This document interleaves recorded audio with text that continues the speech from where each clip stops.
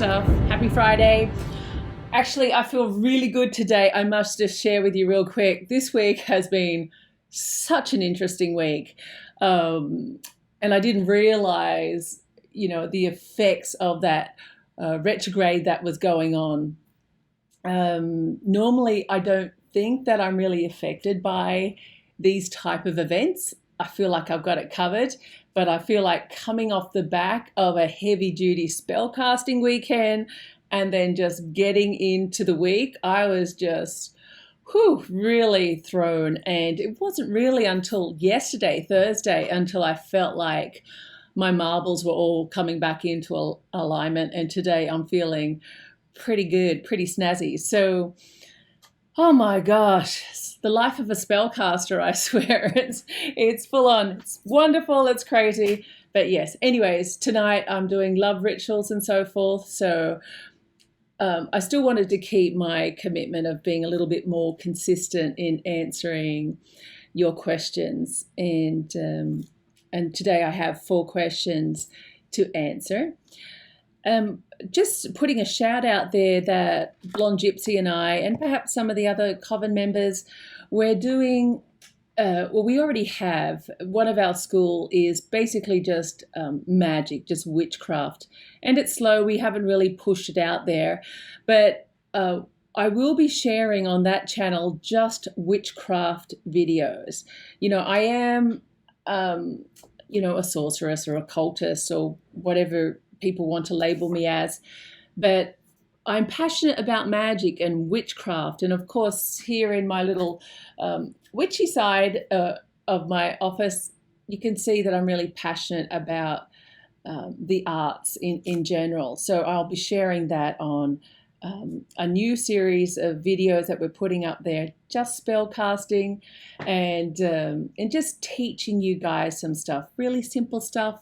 I'm not going to be chatting away or giving commentary. It's just bam, bam, bam, here's how you do it type of stuff. Okay, so that's coming through really soon. I'm already shooting the videos for it. It's already happening.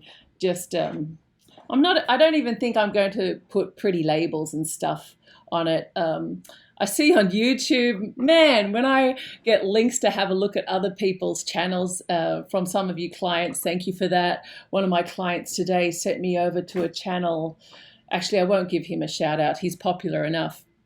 5 million viewers or something. And when I get over there, the dude's saying goodbye and crying because he might have upset a ghost or a spirit. And I was like, so many people like this sort of stuff. I see him fake opening boxes of bullshit and everyone's just like, oh my gosh, it's so scary. But I suppose it's not scary for me. So maybe for a lot of his viewers, it was scary for them. I don't know.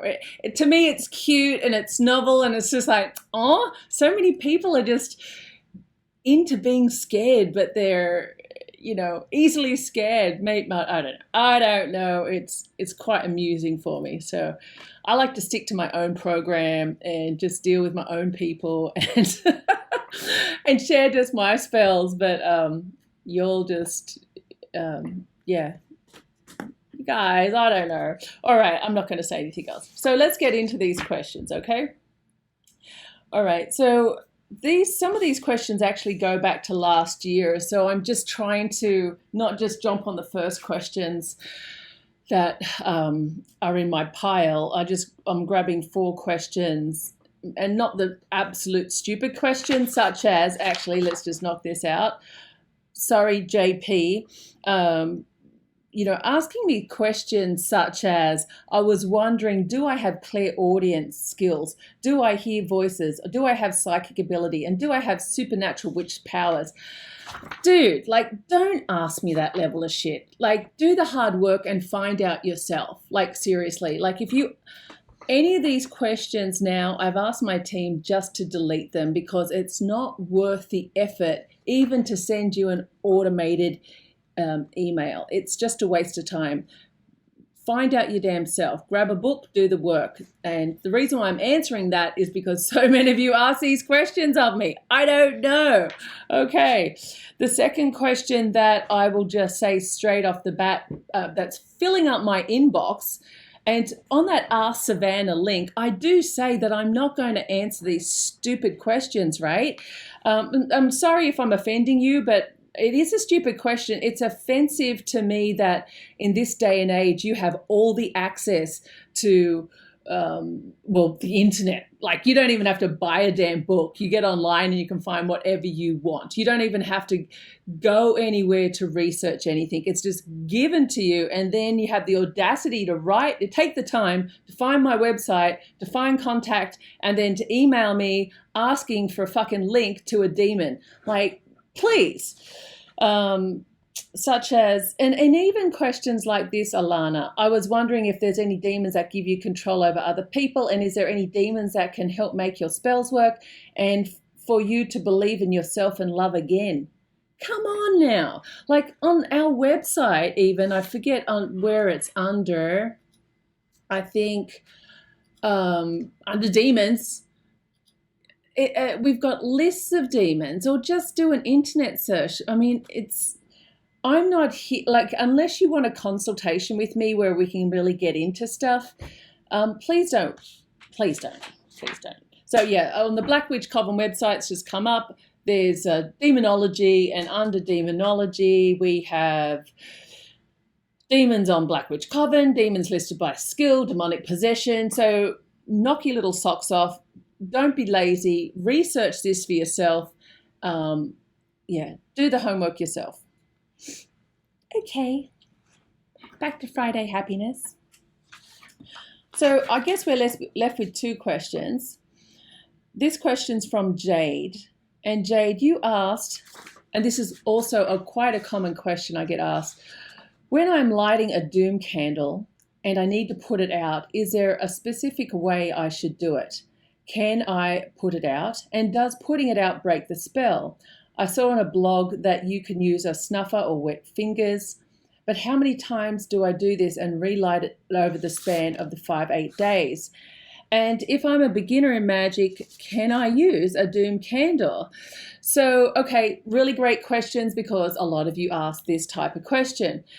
So can you use a DUME candle? Now, I will say to my clients, if they're really feeling there's other issues going on in their life, or they're feeling like, they're also doing protection work against someone, but they want to curse them at the same time. If you're feeling vulnerable and you don't know how to protect yourself magically, I wouldn't really say do a DUME candle. What I'm going to say is that you do protection work first, make yourself strong, and when you're feeling strong, then do a DUME candle. The reason why is that, and it's fantastic, is that so many of us are doing magic these days. So unless you're really strong and you have good protection around you, why would you send out a DUME candle that's going to curse someone only to have that energy come back to you and you not know how to protect yourself? So just be mindful of that. If you've got that down pat, absolutely open up that can of worms, grab yourself a DUME candle, and just, as Blonde Gypsy would say, have at it. Now, let's talk about using the DUME candle. When you light any type of candle, it's one I prepared earlier. These type of candles are spiritual candles. There's many ways that you can use or prepare these candles. Some people like to smudge them first to clean them from any negativity or stuff like that.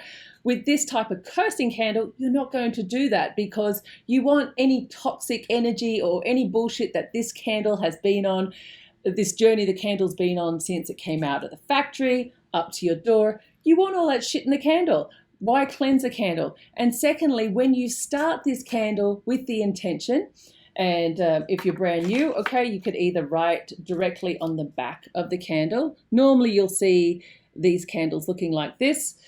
Otherwise, I write on the candles for clients,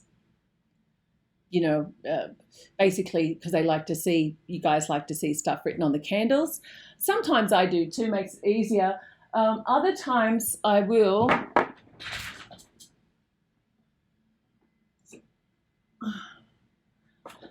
Yes, it's hard, but my fingers are used to the heat. I won't turn that around because it's got the target's photo on there, but I will actually, oh, did I just show her name? Okay, so I'll actually wrap the petition around the candle like that with a band, or otherwise I will actually, I might just keep that there for a second. I want to show you something.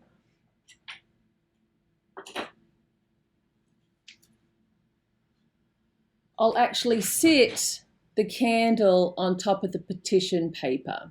Okay, so there are different ways. None of those ways are the right way or the wrong way. This is just a different variety of ways you can do it.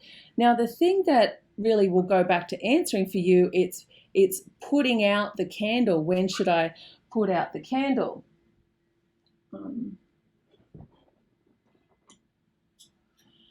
Now, you mentioned a candle snuffer. This is what a candle snuffer looks like. And yes, generally what I'll do, for example, on my altar candles, or for example, if I lit a candle as an altar candle, just for an altar light or a cleansing candle, that's not a spell candle. And so yes, I will snuff it out with this candle snuffer. But when it comes to actually these type of 7-day glass candles, you never snuff these out. Once you set these candles, the idea is that you allow the spirit to work the intention of petition during the burning time of the flame. So if the flame is not alive, essentially you're not working the candle. So the idea is to keep that candle going the entire time until it's extinguished. Now, for DUME candles, okay, let me just show you something. Now, this isn't my normal candle altar at all. These are my problem candles. So when I have problem candles, such as this dude, candle work really just doesn't work for him, but he'll keep giving it a go, which is good for him. But I have lit this candle. I'm just used to working with this client, but normally this candle has self-extinguished. So this means that the spell is really done.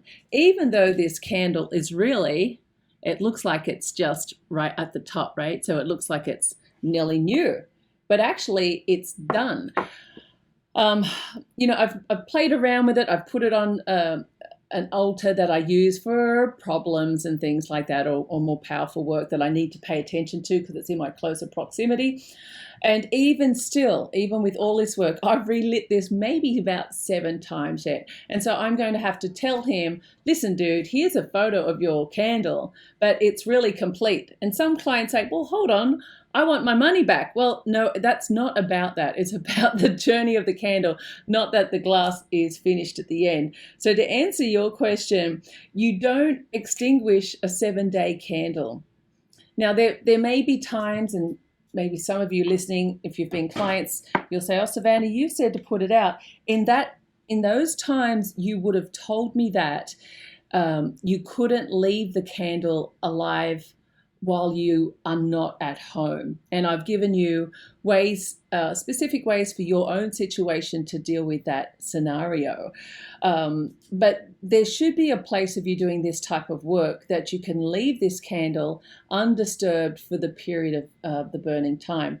One place I'll suggest that you can leave it if you don't have an altar is go and leave it in your bathroom, like in the middle of your shower.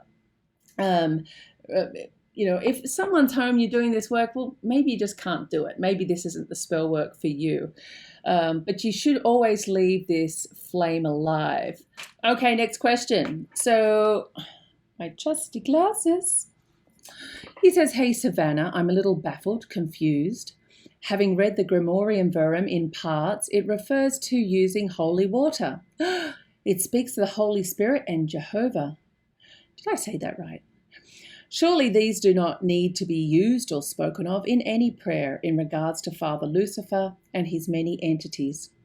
Also, the sigils, characters of Astaroth and Ba'al, Beelzebub, are different to the ones I use relating from the Goetic Demons. It's from Joe in the UK. And yes, with demon sigils, depending on the author and where it's coming from, in demonology and even some of these other books, and even when you're starting to work with demons, they may even start to give you a new, I'll say, representation of what their sigil really looks like. So don't get too hung up on the sigil. The way we see it very neatly in the books we have access to these days, I'd say really when it goes back to the older style sigils, they're a little bit more relaxed. They're not as tight, like the Lucifer sigils really coming a little bit more off to the side. And the sigils that you see in this book, like there's one with oh, I think I had one here earlier. Oh, actually, I can just show you from the damn book. Let's have a look. Let's see. So, where are we? I mean, that's interesting because we know that's Clonic's sigil, right? We know that because we see basically... Holy crap, I'm bad at this. We see like the hairy ball sort of sigil, okay? But these are variations of Lucifer's sigil over here, okay? And I'm going to get into why you should use the author's specific sigils when you're working with their works, okay? Now, we have to remember really that this is an edited, heavily edited manuscript, and it's been translated from a different language into English, and it's open to the author's interpretation. Let's leave it at that. It just amuses me when these people do basically edit transcripts and then basically put heavy duty, do not copy this book. I mean, like, fuck, really? Anyways, so they say this book is a book of black magic. It's a book where you're going to conjure demons and have these demons provide you with very interesting abilities. I say very interesting because maybe these abilities were really fabulous when you were in the 1800s, but I don't know about right now. And if you've ever read a book, one of the grimoires, you'll know what I'm talking about. But really, I feel like it's hyped up Hollywood style marketing when it comes to the black magic. And here's the reason why. Now, this book really, what white magic does, let me put it like that. So when we're coming to the grimoires, you know, Solomonic style magic, you're supposed to be, you know, the lighter style of the magic, because what you're doing is you're using these protection rituals to protect the operator, you, the person that's doing the ritual, and then you do these conjurations that are going to constrain the demon, and then you're going to use the tools to basically like try and control the demons into doing what you want. And to me, that is just not okay. That's just not okay. So this book, what it's done, even though there's great debate, this book was before the Solomonic style books, it's not. If you understand ceremonial magic, especially the Solomonic style magic, what this book is really doing is using all the basic, and I'll go through this in a second with you to explain what I mean, but you're using all the preparation rituals that's in the Solomonic style magic, and that's the preparations of the tools and the preparations that you need to go through as an individual. And then basically the only real change is that when you're casting, well, when you have the circle, you're not calling the angelics and the elementals in to constrain the demons at the quarters. That has been omitted from this sort of book. But let me get into some of the challenges that I have with this, and I'm going to stick to just really answering your question, Joe, too, because you're confused about the use of holy water. Now, Whew, you can see I get a little bit like hot under the collar when it comes to discussing these sort of things. Look, when I started off, yes, I did all of these type of ceremonial magic rituals. I was in, I was with a place that sort of, that did proper ceremonial magic style rituals, and it just makes my skin crawl. It feels really fake and false, and let me just throw it out there. I really haven't seen results like people that put in all this effort into this style of ritual. I'll say 99.9% of these people are really lucky to get a spirit or even a demon, let's just say a spirit, to appear in a mirror. And if they do appear in the mirror, they're asking a bunch of bullshit questions and getting some answers and thinking, whoopee, and maybe that brings some level of blessing to their life. But then for the amount of effort that you need to put in to get that, I've found out a shortcut way and I haven't had any problems at all. There's been no backlash to me. I hate to say, but it is true what I've noticed around, because I had a quick scoot around. People are getting sick and people are dying, and there's all sorts of things that happen to these white magic ceremonial magicians. But that's not to say I'm cursing you guys. Enjoy yourself, do whatever. But this type of ritual kind of isn't okay. So let's get into why I don't think it's okay. Let me give you an example of some of the rituals in this book. Here we go. To recover from canine rabies. Is that a problem for you today? For resurrecting the dead? Okay. To know the name of the successor of the throne? Irrelevant, and who cares? You can prevent a dog from barking. So can a BB gun. To not get tired on the road? To extinguish a fire. Now, we have hoses and a fire department these days, so you might be cool for that one. I don't know, I've got a fire extinguisher, but hey, maybe you want to do a conjuration. Well, that's going to take you weeks to prepare for with all the tools, and then, when you don't have a house because it's burnt down from the fire, you can do the ritual in the yard for the next fire. To make hail stop, to stop a carriage or cart, to protect against firearms. Well, obviously they weren't in the USA. For not having fear of fire. And the mystery of the black hen for making a demon obedient. Carrying on. Now, I can see how it's tantalizing because, before we get into the preparations of the ritual, they're really just name dropping and go, oh, hey, we've got Lucifer here and we've got Astaroth, we've got Beelzebub here, and all of them are willing to work with us in these rituals. And then we go into the preparations. Let me tell you what I mean. Now, somebody has said before that this book has or works with only infernal spirits. And what I think people do is the same as what people do when they're looking at the Bible. They're only looking at the parts that they want to believe is true.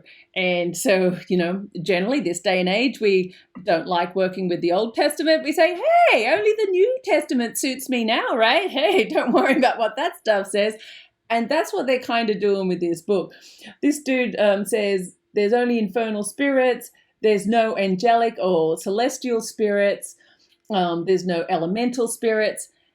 And I really feel like if you're saying that level of crap, then you really haven't read the book. You haven't done the preparations that this book is requesting you do. And in ceremonial magic, it is all about the damn preparations. You can't just leave that shit out and have good results.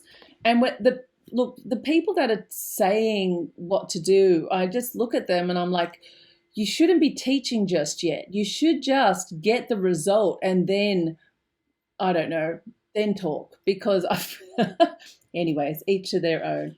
Now, in my own notes about this type of work, about ceremonial work, there's really three keys to success. And the first one with ceremonial magic is really about the preparation, and that is the seclusion, the abstinence, the fasting, the prayer that you need to do. This is this is before you actually do the ritual. So there's all of that you need to do even before you get into performing the ritual. So many people don't understand the challenges or what you need to do to accurately set up for this type of ritual. Firstly, let me explain about the tools. Now, the tools need to be made with precision and in exactly the way described in these books.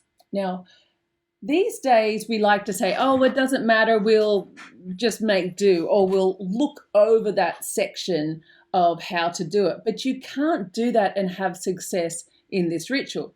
You have to follow the recipe of a cookbook if you want to get the result. And it's the same when it comes to this style of ritual.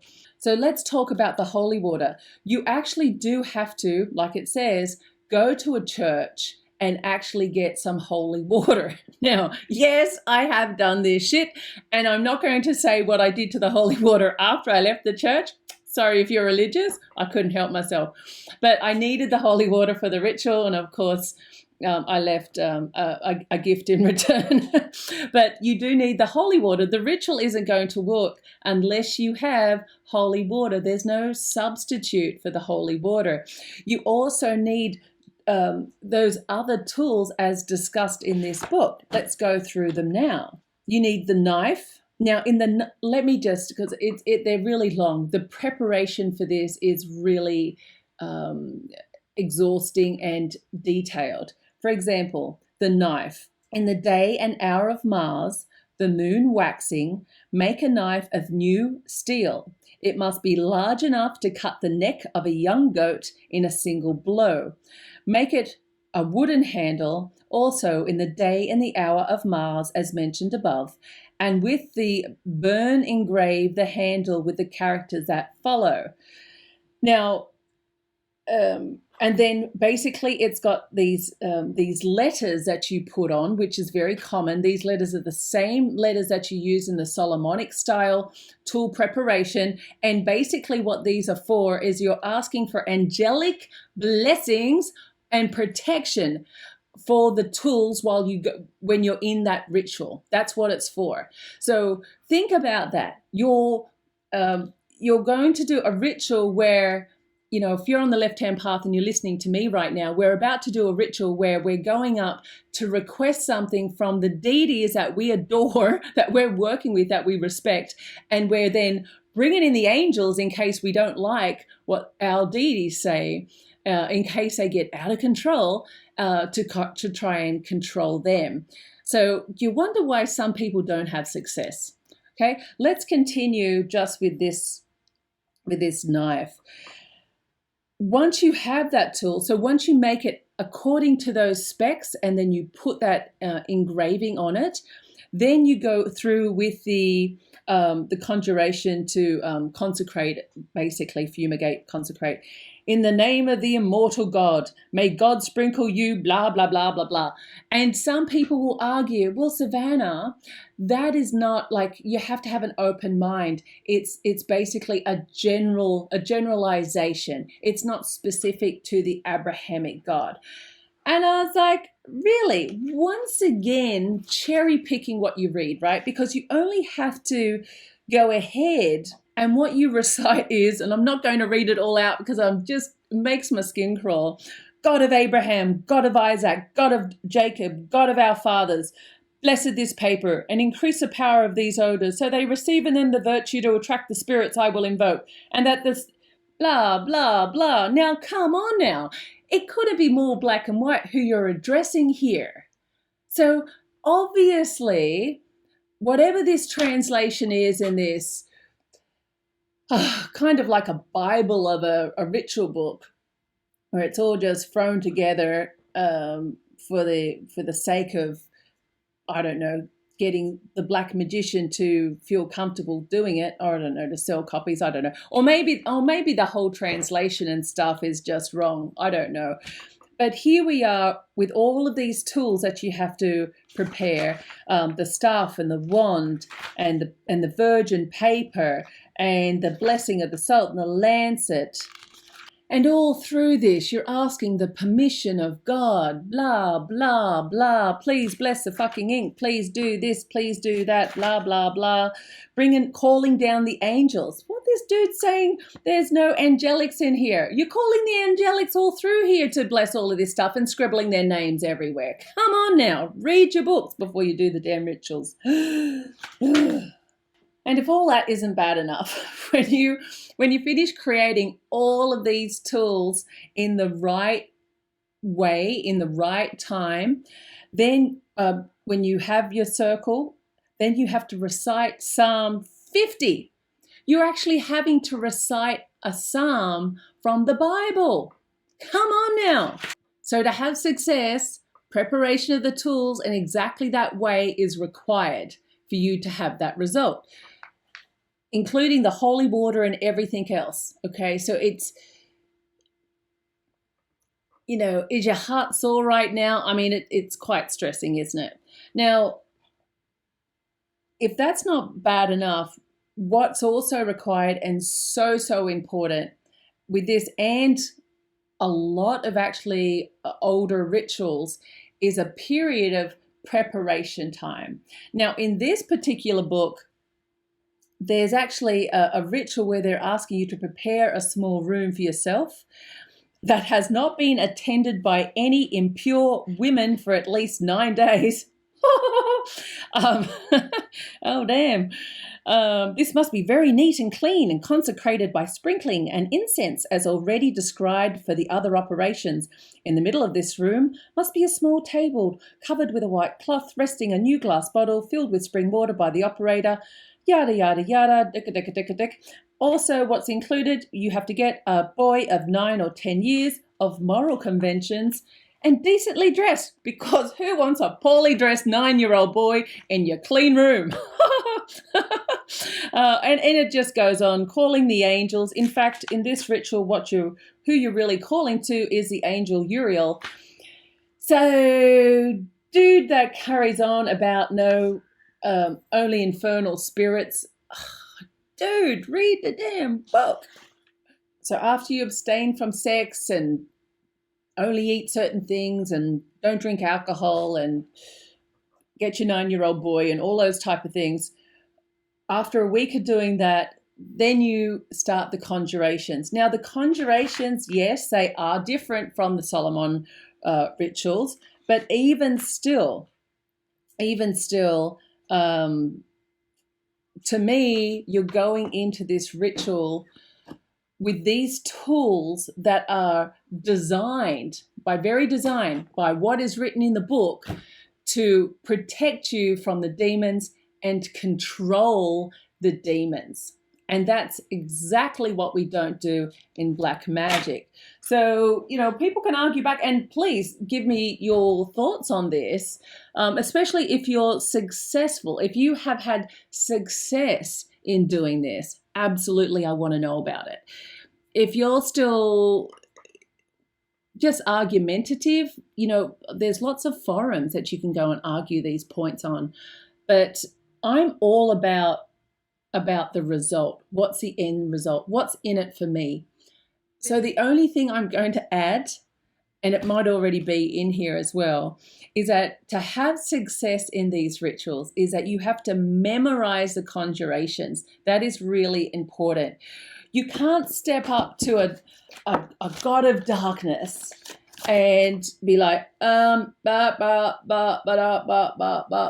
mean, it's like having someone read to you out of a book. Would you give them your attention? Probably not. If you address someone clearly, stating their name, stating what you desire, saying the proper ritual to them, they're going to respond to you then, but not unless you actually remember what you're supposed to be doing. You can't stop, go back to your book, pop up again. It just doesn't work like that. So they're the keys. Remember, my tip for you if you are interested in this, and I've just killed it for you. Remember, this is my perspective, and I've been doing this for a long time, and I've changed my rituals, and obviously I've adapted this ritual. I created my own style of doing this, and that's not for everyone. It's just because I wanted a fast track way of doing it. Maybe I'm lazy, but I've put in the effort, right? So I kind of know what you should be doing. You sort of got to know what you should be doing, and then maybe it works for you at that comfort level, and then you can adapt. You know, that's probably you out there. But remember, the keys are, the first thing is the exact preparation of the tools. And then you have to go through that preparation of seclusion, abstinence, fasting, prayer, and to memorize the conjurations. And then even if you want to work with the rituals in this, which they are different from the Solomonic style rituals, then you can have success. But yes, that's what... overall, it's not a bad book. I don't hate the book. I think it's okay. But now that I've explained to you what's actually required for you to have success in this book, you may want to rethink it. You can't just jump to the ritual itself and then expect to have the result. And yes, Joe, I agree with you. It feels really weird when you're working with the demons and then all of a sudden you're asked to go up to get holy water. You're like, holy, you know what I mean? It's just like, oh, that just feels so wrong, and it feels so disrespectful. So that's my personal position on it. If you're really not worried about the demons and you just want to work with them, sure, I suppose just follow this, but you have to follow it. Now, if you're wondering what type of rituals that I would do before, and remember, even when I was doing them before, I wasn't comfortable doing them. I was just doing it within a group. And this is really one of the better books for this style of work. It's much better explanation, and I really like this translation. So that would be my recommended book if you're trying to follow this style of magic. If you want to learn how to walk before you run, this is really where you begin if you're on this path. This is supposed to be black magic, ceremonial or Solomonic magic. That's really what that's supposed to be. That's the way I see it. So you can nitpick the differences, whatever, but that's the way I feel about it. So in summary, for those of you wondering what the hell do you do now, what I really like to say is, what result are you looking to achieve? Think about that first. When you think about what is your goal when you're going in there, it sort of helps you navigate through, will help you set your expectations when it comes to magic. Because if you're just getting in there to have an entity appear before you and to receive some wisdom from an entity, going in there with this level of complexity is, I feel like, going to be disappointing for you. If you're wanting to work with a demon to achieve some results, you're going to have to find a more respectful way to address these entities. Okay, so I look forward to your comments and your feedback. If you've worked with this book and you've had results, let me know. What I really want to know is, did you have to modify this modified book yourself in order to get the results? And perhaps you have one of the other translations. If you're from Italy or if you're from France, and you've read a translation of this book by a different author, how is that translation? Is it different? That would be something that I'd be interested in. Okay, for now, thank you for your questions and see you next Friday.